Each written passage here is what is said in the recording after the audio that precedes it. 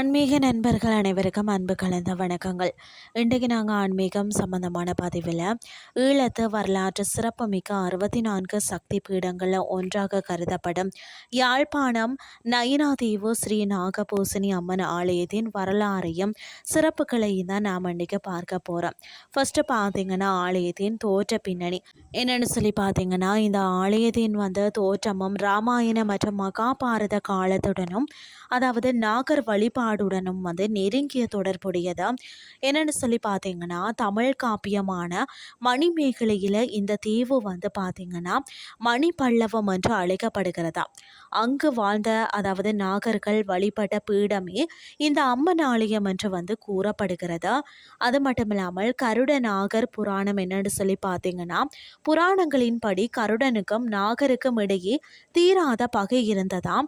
ஒரு முறை கருடனுக்கு பயந்து தப்பி ஓடிய நாகப்பாம்பு ஒன்றுதான் அதாவது நயினாதீவு கடற்கரையில ஒரு பாறையின் மேல ஏறி நின்ற கடல்ல மிதந்து வந்த தாமரை மலர கொண்டு இறைவனை நோக்கி தவம் இருந்ததாம்.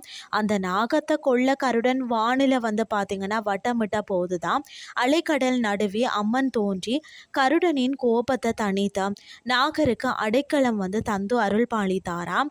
இதனால் தான் இந்த தலத்து அம்மன் நாகபூசணி அதாவது நாகங்களை ஆபரணமாக பூண்டவள் என்று அழைக்கப்படுகிறாரா. நயினாதீவு வரலாறு ரீதியாக வெளிநாட்டு பயணிகள் மற்றதா வணிகர்களின் முக்கிய மையமாக கூட திகழ்கிறதா.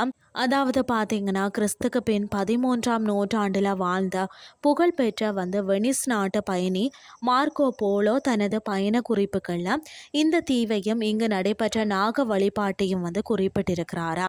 அது மட்டும் இல்லாமல் பார்த்தீங்கன்னு சொன்னால், இலங்கையின் பூர்வீக குடிகளான நாகர் இன மக்கள் தங்களின் குலதெய்வமாக இந்த அம்மனை வழிபட்டு வந்தனராம். பிற்காலத்தில் இது ஒரு உலக புகழ் பெற்ற சக்தி பீடமாக கூட மாறியதாம். கிறிஸ்துக்கு பின் 1620 பார்த்தீங்கன்னா இலங்கையின் கடலோர பகுதிகளை கைப்பற்றிய போர்த்துகேயர்கள் இந்த வரலாற்று சிறப்புமிக்க ஆலயத்தை இடித்து தரமட்டமாக்கினராம். அந்த சமயத்தில் பார்த்தீங்கன்னா அம்மனின் மூல விக்கிரகம் சிலை கடல்ல வீசப்பட்டதாக கூறப்படுகிறது. பிறகுதான் பக்தர்களின் கனவுல தோன்றிய அம்மன் தான் இருக்கக்கூடிய இடத்தை உணர்த்தியதாக கூறப்படுகிறது. கடல்ல இருந்து மீட்டெடுக்கப்பட்ட அந்த மூல விக்கிரகமே இன்று ஆலயத்தின் கருவறையில வீற்றிருக்கிறதா. 1788 தான் ராமலிங்கம் செட்டியார் என்பவரால் ஆலயம் மீண்டும் சிறிய அளவில் கட்டப்பட்டதா. அதற்கு பிறகு பல ஆன்மீக பெரியோர்களால் மற்றது அந்தந்த பகுதி மக்களால் முயற்சியால் தான் ஆலயம் பிரம்மாண்டமாக புனரமைக்கப்பட்டு இன்று நாம காணக்கூடிய ராஜ கோபுரங்களுடன் காட்சி அளிக்கிறது.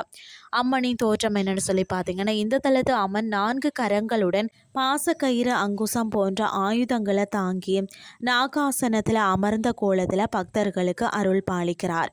அதாவது குழந்தை பாக்கியம் இல்லாதவர்கள் இந்த தலத்திற்கு அம்மனுக்கு நாக பிரதிஷ்டை செய்து வழிபட்டாலே நாகதோஷங்கள் நீங்கி விரைவில் குழந்தை பாக்கியம் கிட்டும் என்பது அசைக்க முடியாத நம்பிக்கையாக இருக்கிறது.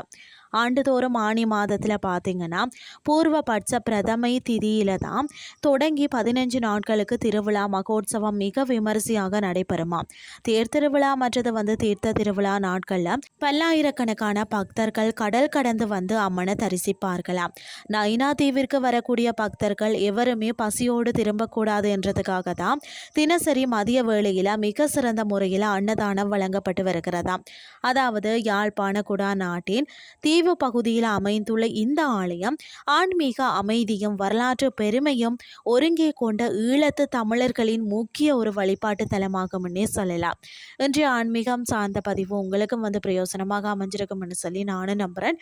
இதே மாதிரி மற்றொரு ஆன்மீகம் சார்ந்த பதிவோடு உங்களை சந்திக்கிறேன். நன்றி.